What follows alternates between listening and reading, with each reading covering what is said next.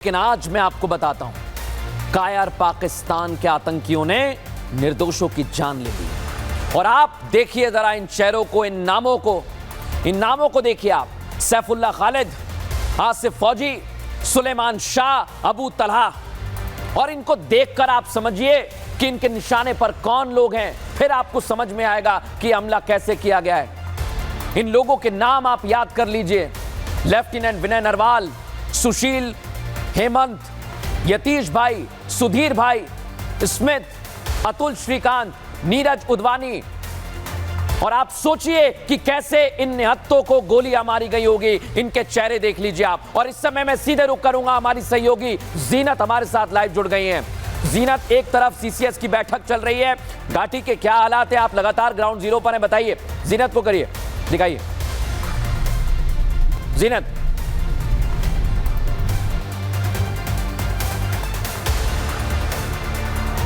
एक बार मैं फिर जीनत का रुख करूंगा, वापस उस ग्राफिक्स पे आइए आप। इन आतंकियों को पहचानिए दर्शकों, आप इन आतंकियों को पहचानिए। कैसे कैसे ये आतंकी है मैंने आपको दिखाया ना, लेकिन अब इनकी एक हरकत आपको दिखाता हूं। कैसे इन्होंने वहां पर महिलाओं को छोड़ा, कैसे इन्होंने वहां पर महिलाओं को छोड़ा है, आज आपको दिखाने वाला। क्योंकि हमने बात की दर्शकों, रिपब्लिक नेटवर्क ने बात की। मंजुनाथ, उनको गोली मारी गई उनकी पत्नी और बच्चे के सामने, और ये कहकर छोड़ दिया कि जाओ बता देना मोदी को। रिपब्लिक से बात करते हुए पल्लवी जी ने पूरा सच बताया है, सुनिए जरा। जिस बंदे ने मेरे पति को मारा ना, वो वही जा रहा था। मैंने उसे बोला मुझे भी मारो, तूने मेरे पति को मारा। मेरे सन में भी बोला, तो उसने हमें नहीं मारा। उसने बोला मोदी को बोलो। उसने क्या बोला? उसने बोला नहीं, मोदी को बोलो, कहकर चला गया वहां से। मोदी को बोलो। He took the Prime Minister's name. Yes. Modi को बोलो, सुना आपने दर्शकों? ये शब्द हैं। इनके दिमाग में क्या चल रहा है अगर अभी भी समझ नहीं आ रहा, तो आप सोचिए कि आखिर ये क्या कर सकते हैं। आपने ये तस्वीर देखी ना, लेकिन अब आपको एक और तस्वीर दिखाऊंगा जो आपको अंदर तक तोड़ देगी, झकझोर देगी। करनाल के रहने वाले विनय नरवाल पहलगाम में आतंकियों की गोली का शिकार हुए। और आप सोचिए जरा दर्शकों, सिर्फ सोचिए, 19 अप्रैल को इनकी शादी होती है। 19 अप्रैल को शादी हुई, 22 तारीख को आतंकियों ने मौत के घाट उतार दिया। नेवी में लेफ्टिनेंट विनय नरवाल, उनकी पार्थिव शरीर के पास उनकी पत्नी को आप देखिए। उन्हें समझ नहीं आ रहा ये क्या हो गया।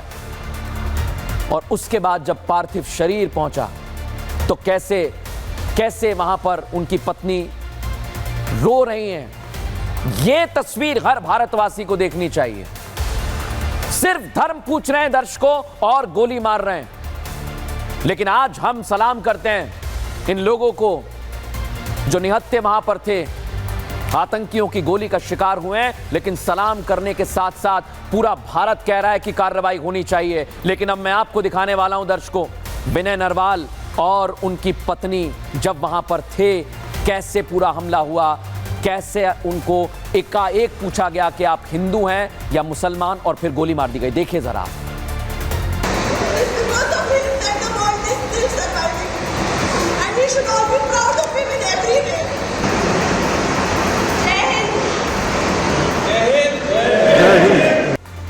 ये उस बहादुर विनय नरवाल की पत्नी हिमांशी के शब्द हैं, जिन्हें पहलगाम में आतंकियों ने धर्म पूछकर मार डाला।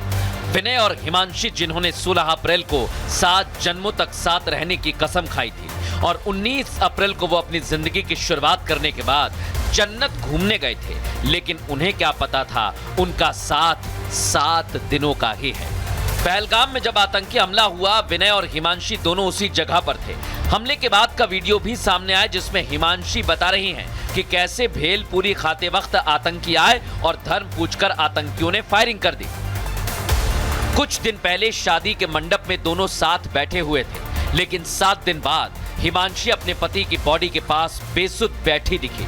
विनय की हत्या के बाद उनके परिवार वालों में मातम पसरा हुआ है। परिजनों के आंसू रुक नहीं रहे और मांग है तो सिर्फ एक, घर में घुसकर मारने की। सरकार ने ऑक्यूपाई कश्मीर है, इसको जड़ से खत्म करना चाहिए। वो जो कश्मीर हमारा है उसको लेना चाहिए, तभी समस्या हल होगी, नहीं ऐसे ही मारते रहेंगे। क्योंकि अब हमारे कश्मीर में आके वो आक्रमण करते हैं। जैसे ही हम उसके 20 किलोमीटर के एरिए में जाएंगे 40-50, वो हमारा देश सुरक्षित रहेगा। जो थोड़ा बहुत होगा वो वहाँ मारे जाएंगे। विनय नरवाल नेवी में लेफ्टिनेंट थे और आज दोपहर श्रीनगर से जब विनय नरवाल का पार्थिव शरीर दिल्ली पहुंचा तो देखिए कैसे उनकी पत्नी आंसू नहीं रोक पाई। आंखों में आंसू और जुबान पर एक ही सवाल कि मेरे पति को क्यों मारा।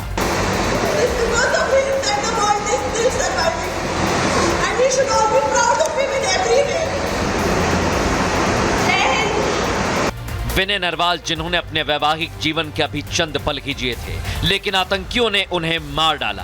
ऐसे में पूरे देश में एक आवाज उठ रही है, जिन्होंने इस कायराना हरकत को अंजाम दिया उन्हें जहन्नुम भेजने में देर ना की जाए।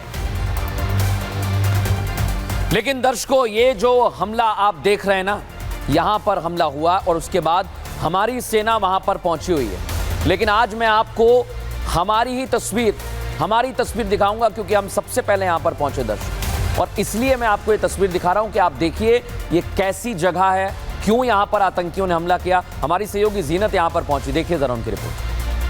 ये वही इलाका है, वही स्पॉट है जहाँ पर कल ये इंसिडेंट हुआ। ये जो बोल आपको दिखाई दे रहा है, इसके पीछे जो पाइन ट्रीज है, जो झाड़ियाँ हैं, बिल्कुल इधर से ही जो है टेररिस्ट जो है अंदर आए हैं, जो कि इंटेलिजेंस एजेंसीज का कहना है। बिल्कुल अंदर आए हैं, चारों तरफ से घेरा है। एक आदमी उसमें से इस गेट के इस एंट्री पॉइंट पे खड़ा रहा ताकि कोई भी अंदर या कोई भी अंदर से बाहर ना निकले। तो एक तरह का जो है गेट उसने बंद कर दिया था, जो कि बताया जा रहा है। और उसके बाद जो है सेग्रीगेशन हुई थी। टेररिस्ट ने एक एडवांटेज लिया इस तरह के रिच का, साथ साथ एक रेकी जो हुई है कि, और जो अभी बताया जा रहा है कि जो आइटनरी कई टूरिस्ट की है वो कहीं ना कहीं लीक हुई है, क्योंकि जहां आपके फॉरेन टूरिस्ट है वहीं आपका आईबी का ऑफिसर है, वहीं एक नेवल ऑफिसर भी है। तो कहीं ना कहीं इन्वेस्टिगेशन एजेंसीज इस पे भी जोर लगा रही है कि क्या। देखा दर्शकों आपने कैसे कश्मीर घाटी में कुछ मुखबिर भी हैं, उनको उठा लिया है पुलिस ने, जानकारी आपको दे रहा हूं।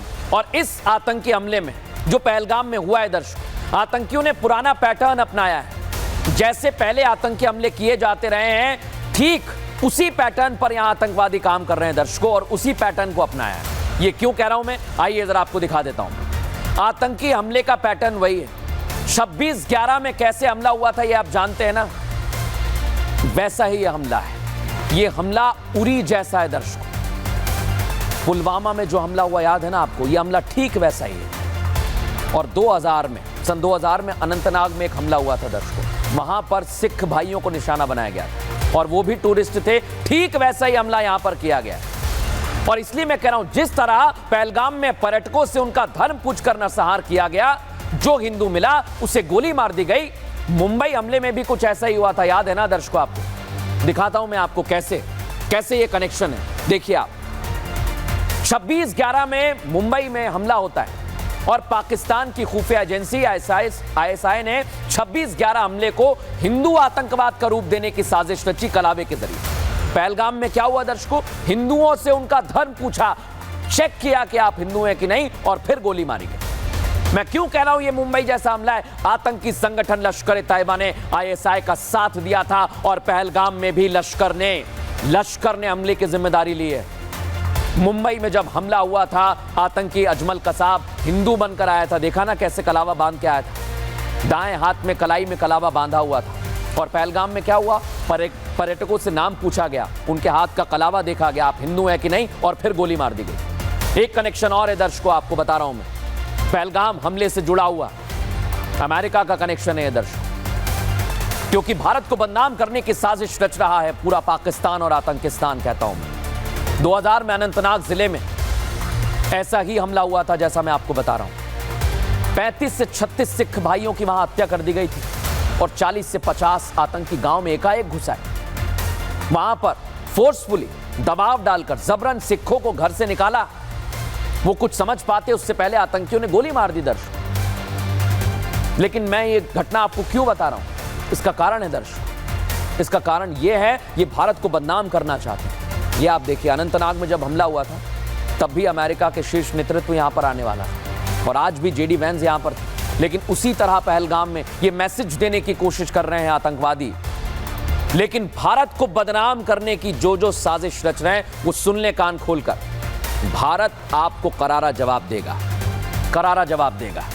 और सीधी और साफ बात यही है दर्शकों कि यह हमला केवल पहलगाम पे नहीं हुआ है, ये हमला केवल कश्मीर पर नहीं हुआ है। जो लोग इस समय मुझे सुन रहे हैं, पूरा देश इस समय सुन रहा है, ये आपको टारगेट पर लिया गया है, ये देश को टारगेट पर लिया गया है। क्यों मैं इस बात को कह रहा हूं? क्योंकि कश्मीर तो सिर्फ एक जगह है दर्शकों। आप देखिए, कोई उत्तर प्रदेश से वहां पर घूमने पहुंचा था, कानपुर, कोई हरियाणा से वहां पर पहुंचा था, कोई चंडीगढ़ से वहां पर पहुंचा था, कोई उत्तराखंड से गया था, कोई गुजरात से गया, कोई बिहार से गया, कोई अरुणाचल प्रदेश से गया, कोई मध्य प्रदेश का था, महाराष्ट्र, कर्नाटक, केरल, तमिलनाडु, पश्चिम बंगाल, उड़ीसा। आप सिर्फ राज्य का नाम लीजिए, वहां के लोग वहां पर पहुंचे हुए थे और ये लोग दहशत में हैं। पूरा देश इस समय देख रहा है कि ये पूरे देश पर हमला है। लोगों में खौफ पैदा करना चाह रहे थे और पर्यटकों को निशाना बनाया गया दर्शकों, और कहा कि ये संदेश पीएम मोदी तक पहुंचा देना। लेकिन आज एक बात कहना चाहता हूं दर्शकों में कि भारत के साथ हैं सभी।